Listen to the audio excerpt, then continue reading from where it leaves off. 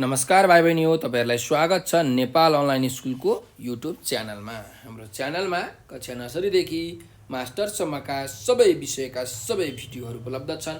तपाईँहरूले युट्युबमा गएर अथवा फेसबुकमा गएर नेपाल अनलाइन स्कुल भनी सर्च गरी हाम्रो भिडियोहरू हेर्न सक्नुहुनेछ।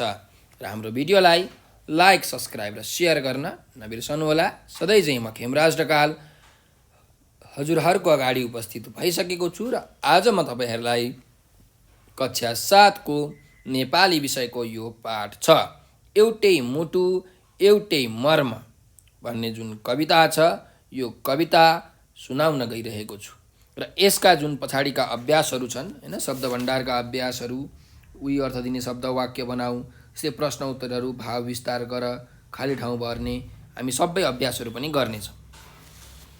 ल हेर्नुहोस् त, यो एउटै मुटु एउटै मर्म भन्ने जुन कविता छ, यो कविता कसले लेखेका हुन् त? हाम्रो देशको राष्ट्रकवि माधव प्रसाद घिमिरेले लेख्नु भएको छ।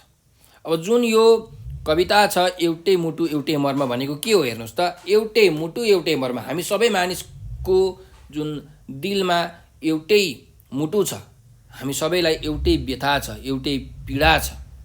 एउटै मुटु एउटै मर्म भनेको के हो त? हामी सबै मानिस चाहिँ उस्तै हौँ, मानिस बिचमा केही पनि फरक छैन। सबै मान्छेको मुटुमा कस्तो रगत बग्छ त? रातै रगत बग्छ। सबै मानिसहरू उस्तै गरी जन्मिन्छन् त उस्तै गरी मर्छन् हैन। कोही आउँदा लुगा लगाएर थोरै जन्मिन्छ, सबैजना नाङ्गे जन्मिन्छन्, रुँदै जन्मिन्छन्, हो कि होइन? मर्ने बेलामा पनि एउटै तरिकाले मर्छन्। त्यही भएर चाहिँ हामीले कोही पनि मानिस बिचमा भेदभाव, छुवाछुत गर्नु हुँदैन भनेर भन्न खोजिएको है, यो एउटै मुटु एउटै मर्म भनेर। अब यो कविता हामी वाचन गरौँ। म यो कविता सस्वर वाचन गर्छु, तपाईँहरू पनि म सँगसँगै यो चाहिँ कविता पढ्नु होला है त। यो चाहिँ हाम्रो गीती लयमा छ हैन, गीत गाउने तरिकाको लयमा, गीती लयमा छ। ल अब वाचन गरौँ हाम्रो कविता एउटै मुटु एउटै मर्म। ढोकाको अघि धुलामा बसी म कति गाउँला, हे प्रभु तिम्रो मन्दिरभित्र कहिले आउँला। आगनी छेउ गाइने गाउँछ दिलको सबाई, अछुत भाइ हृदय छुन्छ सारङ्गी बजाई। सबैको एकै हाड र मासु, रङ्ग र रोगन, देहमा दिल दिलमा ईश्वर, अछुत नभन। ईश्वरको छोरो मान्छेको भाइ, मान्छेले छुँदैन, यो भन्दा ठुलो निर्घिनी पाप संसारमा हुँदैन। एउटै मुटु एउटै मर्म एउटै ईश्वर, भेद र भाव मेटेर पसौँ प्रेमको ईश्वर भनेर यो कविता चाहिँ सकिएको छ। अब यो जुन कविता छ, यो कवितामा हेर्नुहोस् त, तपाईँले चित्रमा पनि देख्न सक्नुहुन्छ। यहाँ केही मानिसहरू भेला भएका छन् होइन, यहाँ आँखामा आँसु बोकेर रुँदै, सारङ्गी बजाउँदै, गीत गाउँदैछन्। यहाँ पर मन्दिर छ, मन्दिरलाई यहाँ परबाट नै यिनीहरूले के गर्दैछन् त? ढोक्दैछन्। यिनीहरूलाई मन्दिरमा पस्न निषेध गरिएको छ। हाम्रो देशमा छुवाछुतको नाममा चाहिँ होइन, तल्लो जात भनेर मानिसहरूलाई हेप्ने गरिन्छ। उनीहरूलाई मन्दिर पस्न पनि दिइँदैन होइन, त चाहिँ एकदम सानो जात भनेर हेला गरिन्छ, घृणा गरिन्छ। हो, त्यस विषयमा चाहिँ प्रकाश पार्नको लागि माधव प्रसाद घिमिरे, हाम्रो राष्ट्रकवि माधव प्रसाद घिमिरेले यो कविता लेख्नु भएको छ। त यो कविता मार्फत चाहिँ हाम्रो राष्ट्रकवि माधव प्रसाद घिमिरेले के सन्देश दिन खोज्नु भएको छ त भन्दा, हामी सबै मानिसहरू उस्तै हौँ होइन, सबैलाई काट्दाखेरि रातै रगत आउँछ, सबैको मुटुमा उही रगत बग्छ, हामी सबैको मनमा चाहिँ एउटै प्रकारको दुःख छ, एउटै प्रकारको मर्म छ, हो कि होइन? हामी सबैले आफ्नो देशको विकास गर्नुपर्छ भन्ने भावना सबैको मनमा छ। हामी सबै नेपाली एक हौँ भनेर चाहिँ हामीले बुझ्नुपर्छ। मान्छे बिचमा भेदभाव गर्नु हुँदैन, छुवाछुत गर्नु हुँदैन। तल्लो जाति होइन, माथिल्लो जाति भनेर पानी नचल्ने जात पनि भन्छन् है, यस्तो गर्नु हुँदैन। हो, यस्तो हाम्रो देशमा चाहिँ छुवाछुत अझैसम्म पनि बाँकी छ। यो सामाजिक विकृति हो, विसङ्गति हो। यसलाई हामीले हटाउनुपर्छ, किनकि सबैको मन दिल उस्तै हुन्छ, सबैको मनमा नै ईश्वरको बास हुन्छ हो। मान्छेले मान्छेलाई नचुनु भनेको एकदमै लाजमर्दो कुरा हो। त्यही भएर यो छुवाछुत गर्नु भनेको के हो त? पाप गर्नु हो। हामीले एक आपसमा चाहिँ यो भेदभाव हटाउनुपर्छ। मानिस मानिस बिचमा प्रेमको सद्भाव बढाउनुपर्छ। मानिस मानिसले चाहिँ अर्को मानिसको इज्जत गर्न सिक्नुपर्छ। सबैले आफ्नो मन ठुलो पार्नुपर्छ हैन। हामी सबै मानिस चाहिँ एक हौँ भन्ने कुरा सोच्नुपर्छ। कुरा नबुझेकालाई बुझाउनुपर्छ हैन। छुवाछुत गर्नु भनेको चाहिँ एकदम पाप र अपराध हो भनेर सम्झाउनुपर्छ। अब हाम्रो देशले पनि चाहिँ यो संविधानमा लेखेकै छ। संविधान भनेको देशको मूल कानुन हो। मूल कानुनमा के लेखिएको छ भन्दाखेरि चाहिँ जातको आधारमा, रङको आधारमा चाहिँ भेदभाव गरियो भने त्यस मानिसलाई कडाभन्दा कडा सजाय दिइन्छ। त्यही भएर छुवाछुत गर्नेलाई कानुनी कारबाही हामीले गर्नुपर्छ, आवाज उठाउनुपर्छ, चुप लागेर बस्नु हुँदैन भन्ने शिक्षा हामीले यस कविताबाट पाउँछौँ। अब यस कवितामा रहेका जुन शब्दहरू छन्, यी शब्दहरूको हामी चाहिँ अर्थ हेरौँ है त के छ। प्रभु भनेर भनेको छ। प्रभु भनेको के हो त भन्दा प्रभु भनेको भगवान्, ईश्वरलाई हामी के भन्छौँ? प्रभु भनेर भन्छौँ है। त्यस्तै अर्को शब्द छ हेर्नुहोस्, सबाई भनेको छ। सबाई भनेको के हो त? एक प्रकारको लय हो हैन। लोकगीतहरू हुन्छन् नि हैन, गीतहरूको एउटा लय हो यो सबाई भनेको छ हैन। अर्कोमा छौँ रङ्गरोगन भनेको छ।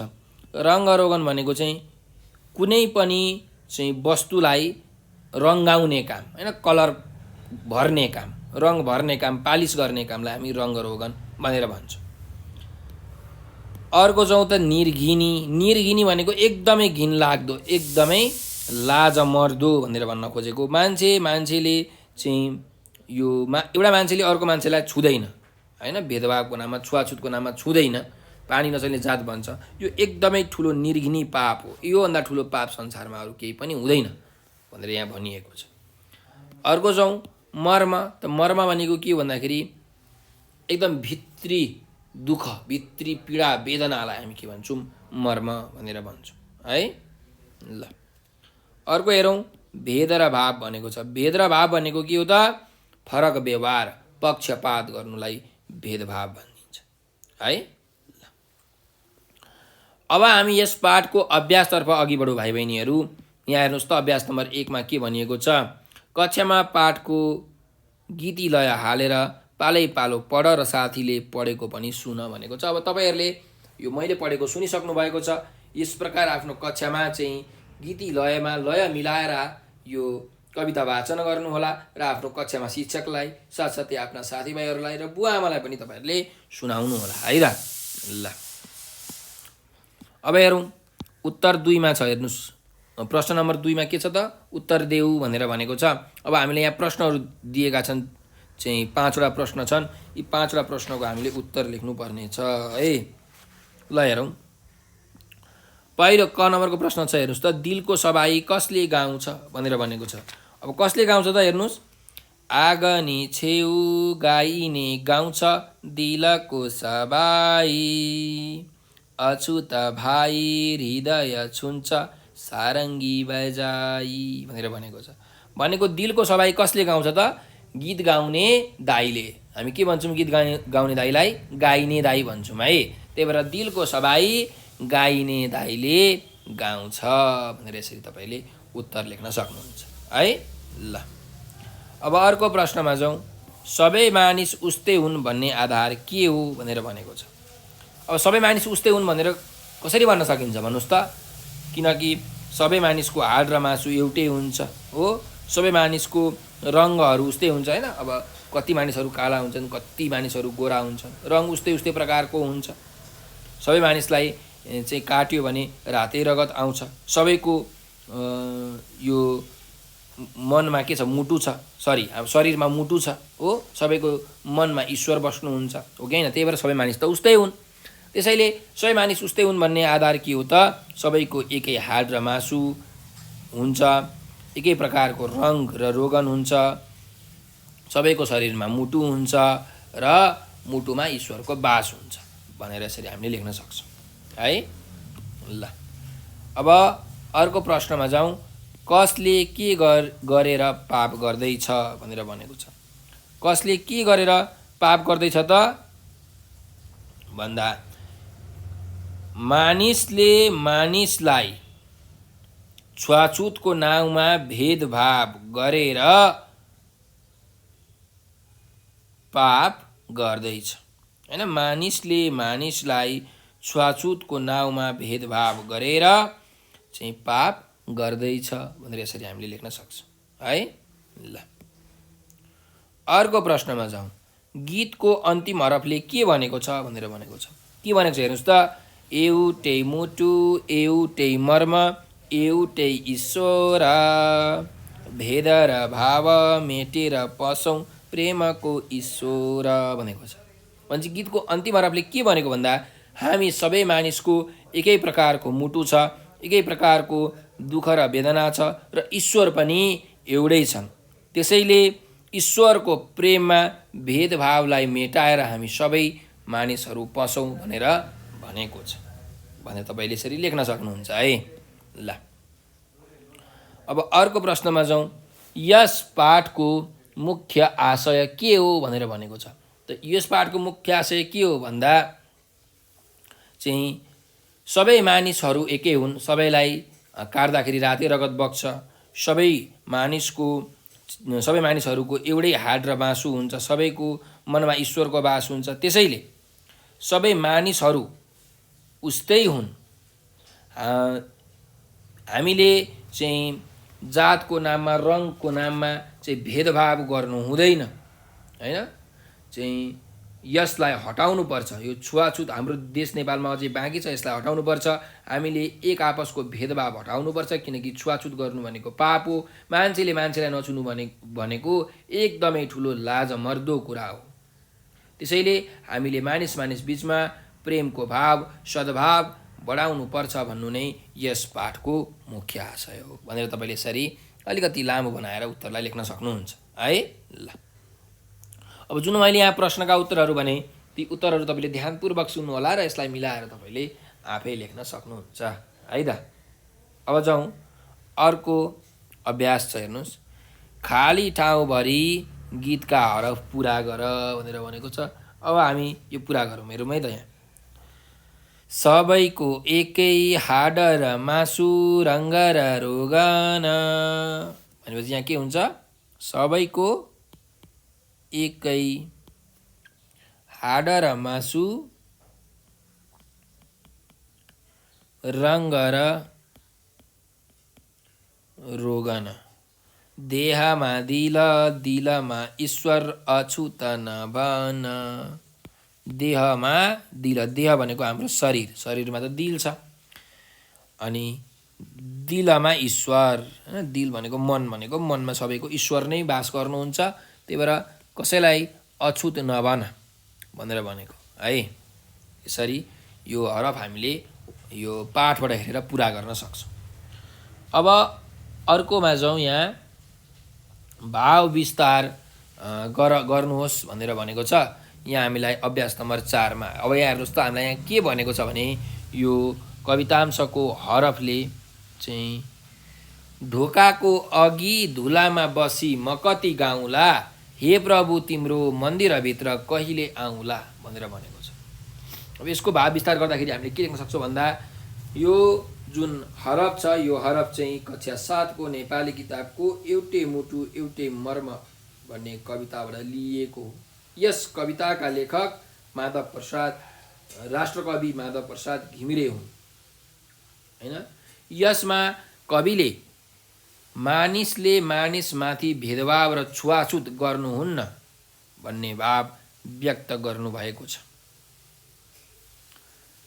यस हरफमा हैन ढोकाको अघि धुलामा बसी म कति गाउँला भनेको छ। भनेपछि यस कवितामा गाइने दाई, गीत गाउने दाई, गाइने दाई चाहिँ मुख्य पात्रको रूपमा उभिनु भएको छ। गाइने दाईले एकदमै मिठो गीत गाउनुहुन्छ। कोही कोही मानिसहरू उनलाई घर अनि मन्दिरभित्र पस्न दिँदैनन् हैन। समाजबाट घर र मन्दिरभित्र पस्न दिँदैनन्। त्यसैले म कति बेरसम्म चाहिँ यो तपाईँको घरको ढोकाको अघि धुलोमा बसेर अथवा मन्दिरको अगाडि ढोकाको अगाडि चाहिँ धुलोमा बसेर कति गीत गाउनु, हे प्रभु तिम्रो मन्दिरभित्र मलाई कहिले आउन दिन्छौ, यो छुवाछुत यो भेदभाव कहिले हट्छ, यो समाजबाट यो विकृति विसङ्गति कसरी हटाउने हो भनेर यसरी चाहिँ गाइने दाइले पुकार गर्दै हुनुहुन्छ, भगवान्लाई चाहिँ बोलाउँदै हुनुहुन्छ। समाजबाट भेदभाव र छुवाछुत हट्यो भने आफू पनि ईश्वरको मन्दिरभित्र पस्न पाउने जुन कामना छ त्यो कामना गाइने दाइले यहाँ व्यक्त गर्नुभएको छ भनेर यसरी हामीले यसको भाव विस्तार गर्न सक्छौँ। ल अब हामी जाउँ अर्को अभ्यासमा। हेर्नुहोस् भाइ बहिनीहरू, अर्को अभ्यास छ उदाहरण हेरी तलका गीतका हरफलाई वाक्यमा लेख भनेर भनेको छ। अब यहाँ गीतका हरफहरू छन्, त्यसलाई हामीले वाक्यमा लेख्नु पर्यो है। ल यहाँ हेर्नुहोस् त, यो गीतका हरफ होइन, वाक्यका हरफ भनेको यसलाई गीत जसरी गाउन सकिन्छ हो। अब यसलाई वाक्यमा परिवर्तन गर्नु पर्यो। जस्तो यहाँ तपाईँले हेर्न सक्नुहुन्छ, ढोकाको अघि धुलामा बसी म कति गाउँला भनेर भनेको छ। अब यसलाई वाक्यमा परिवर्तन गर्दा म ढोकाको अघि धुलामा बसी कति गाउँला भनेर यसरी चाहिँ परिवर्तन गरिएको छ। अब त्यसो भए अर्को यहाँ हरफ हेरौँ के छ। आगनी छेउ गाइने गाउँछ दिलको सबाई भनेर भनेको छ। अब यसलाई कसरी परिवर्तन गर्न सकिन्छ त वाक्यमा भन्दा, गाइने दाई दिलको सबाई आगनी छेउ गाउँछ, अथवा गाइने दिलको सबाई आगनी छेउ गाउँछ, यसरी पनि तपाईँले लेख्न सक्नुहुन्छ। गाइने दिलको सबाई आगनी छेउ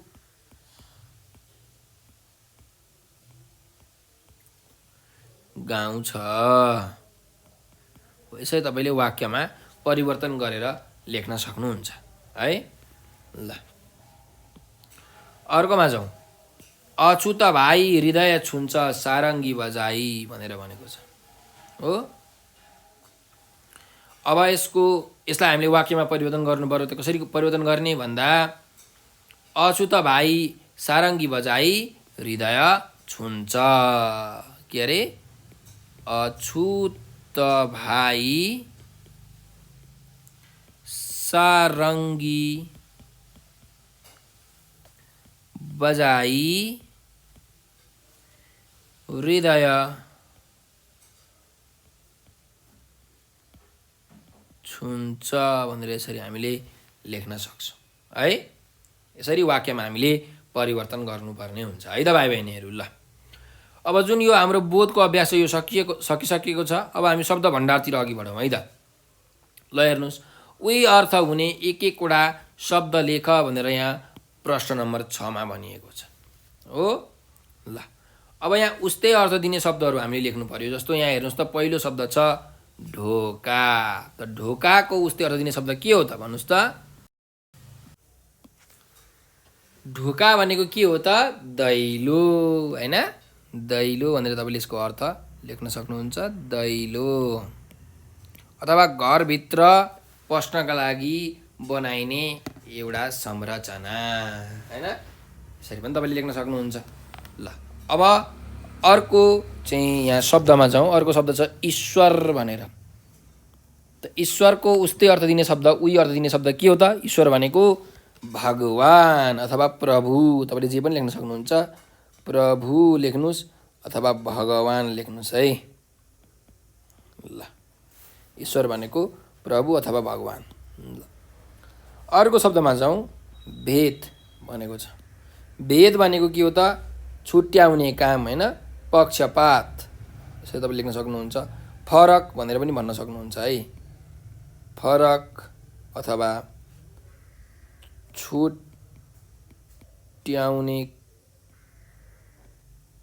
काम होइन, पक्षपात, जे पनि लेख्न सक्नुहुन्छ। अर्को जाउँ। प्रेम भन्ने शब्द छ त। प्रेम भन्ने शब्दको अर्थ के हो त, माया। के हो, माया, स्नेह। ल हामी के भन्छौँ, प्रेम भनेर भन्छौँ। यो उही अर्थ दिने शब्द हो, उस्तै अर्थ दिने शब्द हो। यसलाई हामी पर्यायवाची शब्द पनि भनेर भन्न सक्छौँ है त। ल अब अर्को अभ्यास हेर्नुहोस् त यहाँ के छ। 7 नम्बरको अभ्यास छ तल्लो हरफका विपरीतार्थी शब्दसँग जोडा मिलाई कापीमा सार भनेको छ। अब यहाँ शब्दहरू दिएको छन् र तिनीहरूको विपरीतार्थी चाहिँ अर्थ पनि दिएको छ। अब तिनीहरूलाई हामीले जोडा मिलाउनु पर्यो। जस्तो कि हेर्नुहोस् अछुत, अछुत भनेको छुन नमिल्ने हैन। अब अछुतको विपरीतार्थी भनेको उल्टो अर्थ दिने शब्द के हो त? छुत है। अछुतको उल्टो अर्थ छुत, छुत भनेको छुन मिल्ने। त्यसैले तपाईले यसको उल्टो अर्थमा यसरी जोडा मिलाउन सक्नुहुन्छ है। ल अर्को जाउँ। देह भनेको छ। देह भनेको के हो त? हाम्रो शरीर भन्न खोजेको त। शरीरको उल्टो अर्थ के हुन्छ त यहाँ? आत्मा हैन। आत्मा त देखिँदैन हो, त्यही भएर देहको उल्टो अर्थ दिने शब्द हुन्छ आत्मा। जोडा मिलाउनु छ यसरी। अब भेद भनेको छ। भेद भनेको छुट्याउने काम हैन। यसको उल्टो अर्थ के हो त? समानता। समानता भनेको एउटै हुने भाव हैन। त्यसैले भेदको उल्टो अर्थ दिने शब्द हुन्छ समानता यसरी। ल अर्को जाउँ। पस्नु भनेको छ। पस्नु भनेको छिर्नु हैन, मन्दिरभित्र पस्नु। त यसको उल्टो अर्थ के हुन्छ त? एकदम सजिलो छ, निस्किनु। पस्नुको निस्किनु। त्यो तपाईले यसरी जोडा मिलाउन सक्नुहुन्छ। ल अब अर्को शब्दमा जाउँ। यहाँ पाप भनेको छ। पाप भनेको कुनै पनि नराम्रो काम भनेपछि यसको उल्टो अर्थ के हुन्छ त? यहाँ धर्म। धर्म भनेको राम्रो काम। त्यसैले पापको उल्टो अर्थ दिने शब्द हुन्छ धर्म। तपाईले यहाँ यसरी जोडा मिलाउन सक्नुहुन्छ। ल हामीले यो विपरीतार्थी शब्दहरू जोडा मिलाई सकेका छौँ। अब हामी अर्को अभ्यासमा जाउँ। ल हेरौँ। उदाहरणमा देखाए जस्तै गरी शब्द बनाऊ भनेको छ। अब यहाँ हामीले शब्द बनाउन सक्छौँ। हेरौँ है त। हाड र मासु भनेको छ अनि यसलाई यहाँ हाड मासु बनाइएको छ हो कि हैन? हाड मासु। रङ्ग र रोगन छ, रङ्ग रोगन भनेर यसरी शब्द बनाइएको छ हैन। दुईटा शब्दलाई जोडेर चाहिँ एउटै शब्द यहाँ बनाइएको छ। अब यहाँ हेरौँ। यहाँ अरू शब्दहरू पनि छन् जस्तो कि दाल र भात हैन। अब के हुन्छ त यसको? दाल र भातको दाल भात। कति सजिलो छ है, दाल भात। ल अर्को जाउँ। माल र सामान भनेपछि के हुन्छ यहाँ? माल सामान है, माल सामान। त्यस्तै गरिकन अर्को शब्द हेर्नुहोस्। ज्ञान र विज्ञान भनेको छ भनेपछि यसलाई जोडेर लेख्दा के हुन्छ? ज्ञान विज्ञान।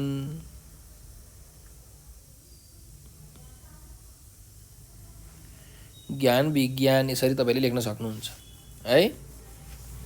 अर्को हेरौँ। कलम र मसी भनेपछि के हुन्छ? कलम मसी है, कलम मसी यसरी। अर्को हेरौँ। हात र खुट्टा के हुन्छ त? हात खुट्टा हैन। हात र खुट्टा, हात खुट्टा यसरी तपाईहरुले एउटै शब्द लेख्न सक्नुहुन्छ है। बुद्धि र विवेक, बुद्धि विवेक।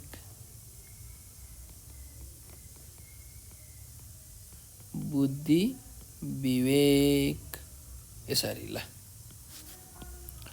अर्को हेरौँ। पढाइ र लेखाइ, पढाइ लेखाइ। कति सजिलो है, पढाइ लेखाइ। हाट र बजार, हाट बजार, हाट बजार। नाम र काम, नाम काम है यसरी।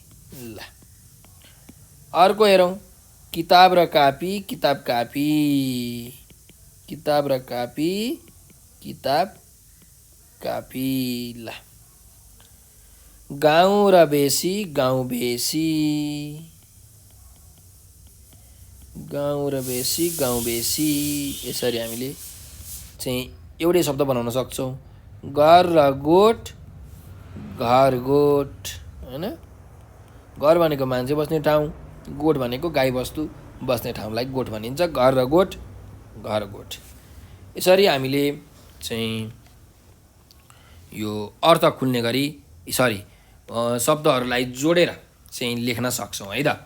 अब हामी अर्को अभ्यासमा जाउँ। अर्को अभ्यास चाहिँ हेर्नुहोस् त, अर्थ खुल्ने गरी वाक्यमा प्रयोग गर भनेको छ। अब यहाँ शब्दहरू दिएको छ, यी शब्दहरूको चाहिँ हामीले के गर्नुपर्छ त, प्रयोग गरेर वाक्य बनाउनु पर्ने छ है। ल अब हेरौँ, जस्तो भेद छ। भेद भनेको चाहिँ फरक नछुट्याउने होइन, पक्षपात गर्नु हुँदैन भन्ने कुरा हो, पक्षपात हो होइन भेद भनेको। त्यसैले भेदको के वाक्य बनाउन सकिन्छ भन्दा, हामीले मानिस बिचमा भेदभाव गर्नु हुँदैन भनेर यसरी हामीले बनाउन सक्छौँ है, वाक्य बनाउन सक्छौँ। ल अब निर्घिनी भनेर भनेको छ। निर्घिनी भनेको के अरे, एकदम घिनलाग्दो अथवा भनौँ लाजमर्दो भनेर भन्न खोजेको।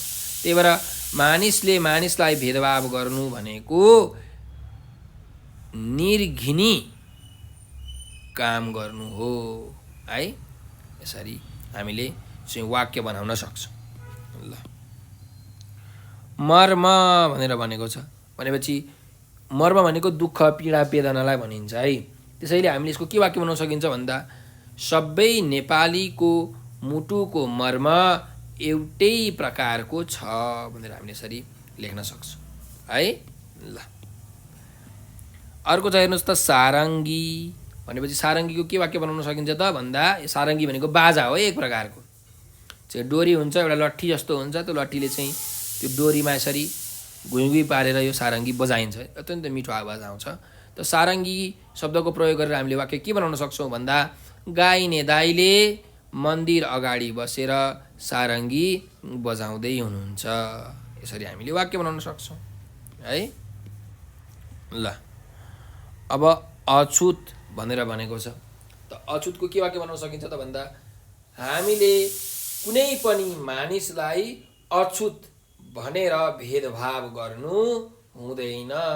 यसरी वाक्य बनाउन सक्छौँ है। ल अब जुन यो वाक्य प्रयोग गर भनेको छ, मैले यो सबै शब्दको एक एकवटा वाक्य बनाइदिइसकेको छु।